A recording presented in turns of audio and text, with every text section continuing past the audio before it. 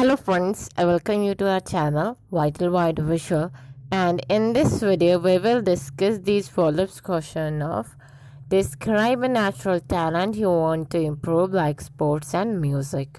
So the first question of this video is, do you think artists with talent should focus on their talents?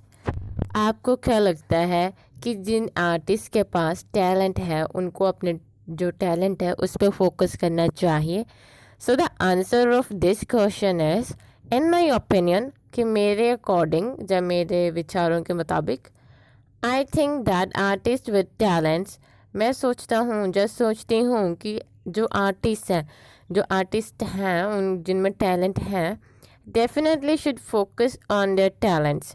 उनको पूरी तरह अपने talent पे focus करना चाहिए, बिकॉज क्योंकि it would help them to touch the new mountains of success, क्योंकि ये उनकी हेल्प करेगा फ्यूचर में। हमने यहाँ पे वुड का यूज़ किया कि हेल्प करेगा फ्यूचर में to touch the new mountains मतलब जो सक्सेस की न्यू ऊंचाइयाँ हैं उसको छूने में उनकी मदद करेगा। So the next question is it possible for us to know the children? बोल रहे हैं कि ये हमारे लिए पॉसिबल है कि हम ये जान सकें the children who are 3 or 4 year old will become musicians और painters when they grow up. So ये बोल रहे हैं कि हमारे लिए ये पॉसिबल है कि हम जान सकें कि 3 या 4 साल का बच्चा है वो बड़ा हो के म्यूजिशियन बनेगा या पेंटर बनेगा। The answer of this question is, first of all, सबसे पहले, future is uncertain. Future uncertain है, इसके बारे में कोई भी श्योर नहीं बोल सकता। It is very difficult for us to predict anything else. हमारे लिए बहुत डिफ़िकल्ट है कुछ भी प्रोडिक्ट करना फ्यूचर के लिए। बिकॉज ऑफ दिस, जिसकी वजह से I do not think it is possible to predict what a child will grow up to be in the future at such a young age. So यहाँ पे बोला गया है कि जो चाइल्ड है वो जब छोटी उम्र में होता है तो हम नहीं प्रोडिक्ट कर सकते कि बड़ा होके वो क्या बनेगा, और ये हमारे लिए बहुत ही ज़्यादा डिफ़िकल्ट होता है। यहाँ पे एक्स्ट्रा ये डल गई थी, I am sorry for that. So, children at the age of 3 or 4 year old are very curious and show their interest in everything as they are discovering the world around them.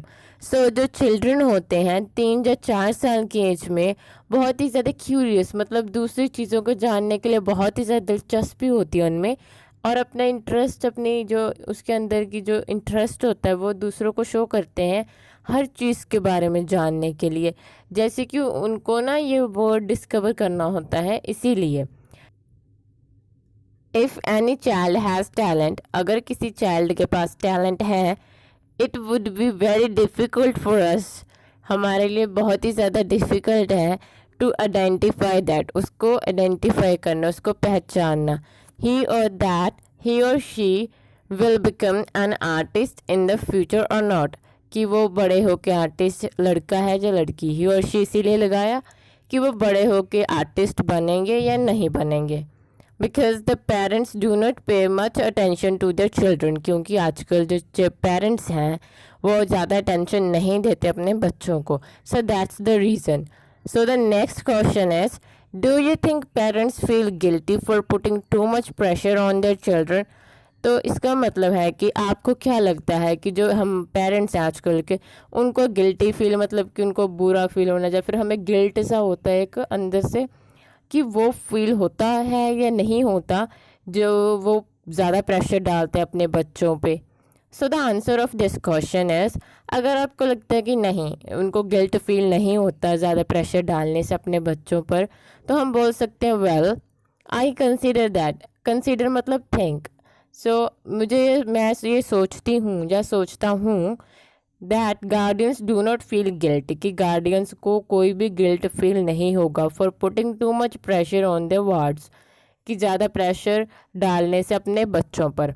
Wards का मतलब होता है children, because क्योंकि the parents think that they are preparing their children for the difficult और dangerous challenges. So क्योंकि parents ये सोचते हैं कि वो अपने बच्चों को अभी प्रिपेयर कर रहे हैं डिफ़िकल्ट या फिर जो डेंजरस चीज़ें उसको फेस करनी पड़ेंगी, जो चैलेंजेस आगे उसकी लाइफ में आएंगे, which would come in the life, जो उसकी लाइफ में आएंगे। अपार्ट फ्रॉम दिस, इसके अलावा डूइंग वर्क और फेसिंग हार्ड कंडीशन, काम करना और ज़्यादातर फेस करना जो हार्ड सिचुएशन होती है, डिफ़िकल्ट सिचुएशन होती है अंडर प्रेशर, प्रेशर के बीच में, would give advantage to their wards, जो उनके बच्चे हैं उनको क्या एडवांटेज देगा, when they may apply for any job as compare to other candidates.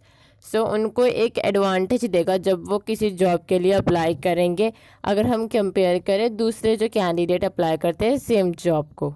सो अगर आपको यस बोलना है कि हाँ पेरेंट्स गिल्टी फील करते हैं, तो हम कैसे बोल सकते हैं?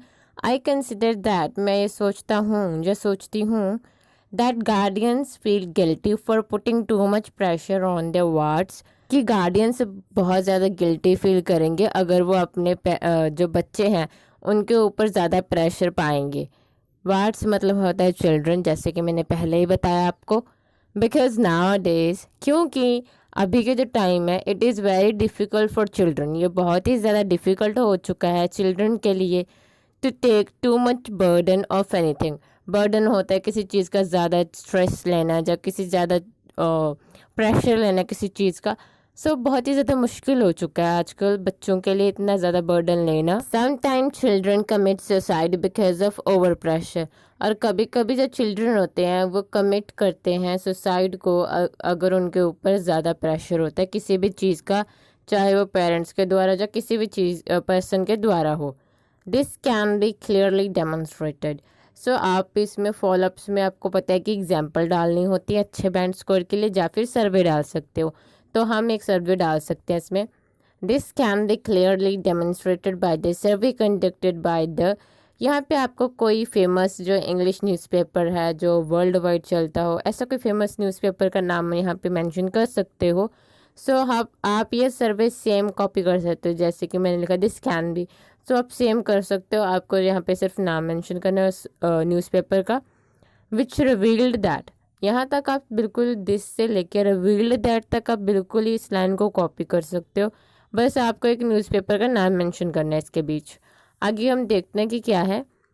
All over the world every day 8,000 watts commit suicide, वो सुसाइड कमिट करते हैं because of pressure that put on them by their own parents, क्योंकि उनके ऊपर जो उनके पेरेंट्स के द्वारा प्रेशर डाला जाता है। यहाँ पे आप कोई भी रेशो मेंशन कर सकते हो।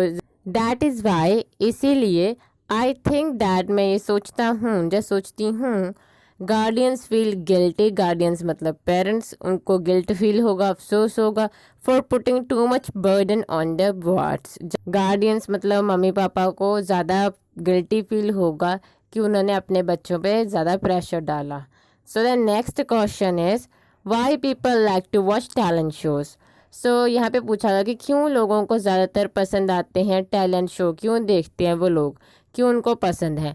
सो टैलेंट शो आपको पता ही होगा, जैसे कि इंडियन आइडल हो गया या फिर डांस डे डांस, और 2-3 शोज़ और हैं जैसे कि उसमें टैलेंट शो होता है जहाँ पे बच्चों का या फिर बड़ों का आप बोल सकते हो ऐसे। So the answer of this question is multitudes. Multitudes का मतलब होता है पीपल, ये मल्टीट्यूड सिनोनिम है पीपल का। Multitude love to watch talent shows because of entertainment, क्योंकि लोगों को एंटरटेनमेंट मिलता है इन टैलेंट शो से। The talent show are full of entertainment, ये फुल ऑफ एंटरटेनमेंट होते हैं इसमें, which is based on the reality, जो कि एक रियलिटी पे बेस्ड होता है। बिकॉज ऑफ दिस, इसी वजह से individual are able to relate with these shows. So इससे हम अच्छी तरह से रिलेट कर पाते हैं, जैसे कि कुछ बंदों में या फिर कुछ लोगों में टैलेंट होता है पेंटिंग या फिर डांस का, सिंगिंग का। सो हम ये जब लोगों को ये देखते हैं तो हम सोचते हैं कि हाँ हमारा भी ये ड्रीम था। सो हम उससे क्यूरियोसिटी लेके हम उसको देखते हैं, हमें अच्छा इंटरेस्ट पैदा हो जाता है। सो हम देखते हैं उसको तो हमें देखना पसंद भी आ जाता है। तो इस तरीके से हम उस चैनल से या फिर उस टीवी शो से ज़्यादा रिलेट कर पाते हैं। अपार्ट फ्रॉम दिस, इसके अलावा these talent shows motivate other denizen, ये हमें मोटिवेट करते हैं। डैनिजन मतलब पीपल, कि ये हमें मोटिवेट करते हैं talent show through showing the struggle stories. ये हमें स्ट्रगल स्टोरीज बताते हैं, जैसे कि पहले बताया जाता है कि हाँ इस पर्सन का नाम ये है और ये हमारा कंटेस्टेंट है और ये वाला पर्सन एक सॉन्ग गाएगा या फिर डांस करेगा, सॉरी।